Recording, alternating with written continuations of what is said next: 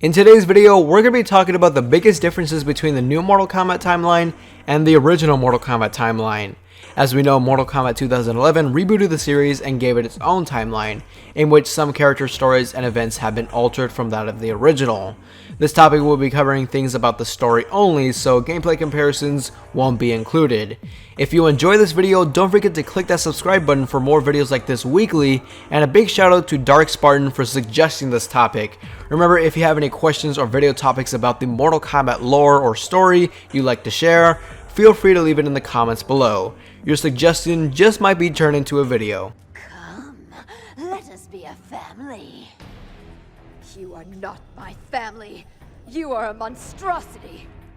In the original timeline, Mileena was created long before MK1 and was fused with Tarkatan DNA, due to the fact that the Tarkatans were loyal to Shao Kahn.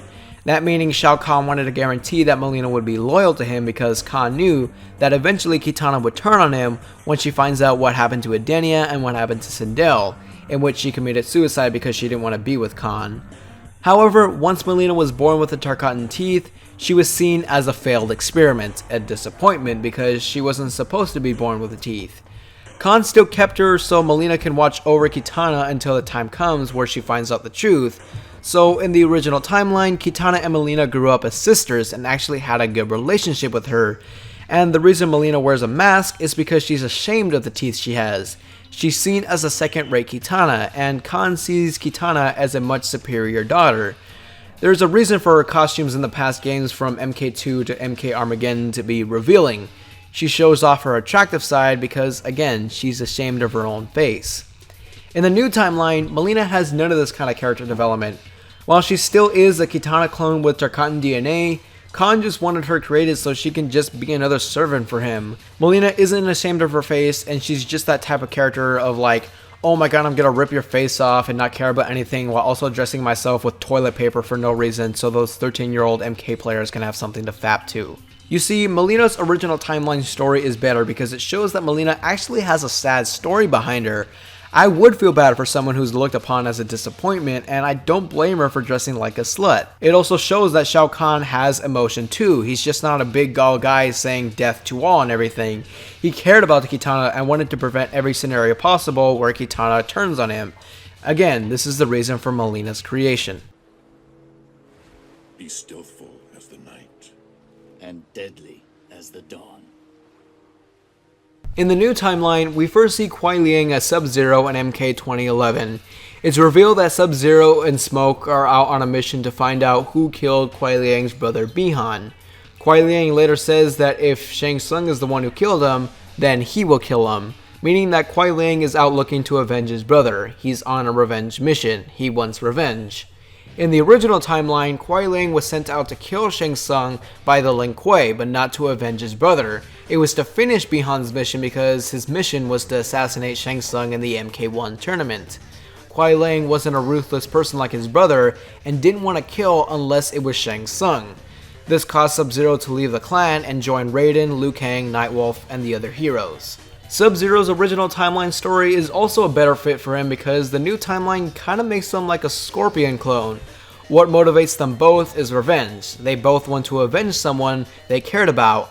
However, it could work both ways, but the original timeline made Kuai Liang's character with his own goals and purposes, and not the same as someone else's, especially his rivals. Go on, give him a whirl. I don't use those anymore. In the old timeline, Kabal was a former Black Dragon member, but while he was a Black Dragon, he got his scars by the people in the clan, and they also gave him the mask and the other gear we all know he has. This caused Kabal to turn on the Black Dragon and join the heroes in MK3. In the new timeline, Kabal is still a former Black Dragon member, but then he decides to join the police force, and Kintaro is the one who gives him the scars, and Kano is the one who gives him the mask. My issue here is that 1, Kabal shouldn't even be able to join the police force if he has a criminal record behind him, and 2, Kabal isn't looking to take revenge on Kintaro for causing his scars and burning him. Instead, he kinda blames Kano for being the way he is. So in a way, Kabal is blaming Kano for essentially helping him. This is another case where the original timeline character story is better. Honey like that under my command? Oh, You'll want to stop talking now. But if it's not like that, then you won't mind if I... That's it. Time somebody shut you the hell up. I don't have much to talk about in regards to the new timeline. Ermac blows his arms off, and this causes Jax to get his metal arms. Pretty simple. Now, how he got them in the original timeline is a little different. Jax realized that his natural strength wasn't strong enough to fight off the forces of Outworld. This meaning Jax wasn't confident in himself, so he got his metal arms, that way he can be strong enough to fight off the people of Outworld, boosting his self-appreciation. These differences actually don't bother me. If you were to choose one origin for his metal arms to portray in a movie or a TV show of some kind, then I wouldn't mind seeing either of these. Both would work perfectly fine in my opinion. As the new rulers of the Netherrealm, heed me. No longer will I simply defend Earthrealm. I will seek out and destroy all who threaten it. No mercy will be shown, no quarter given.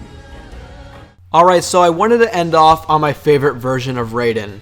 In the original timeline, Raiden essentially blew himself up at the end of Deception.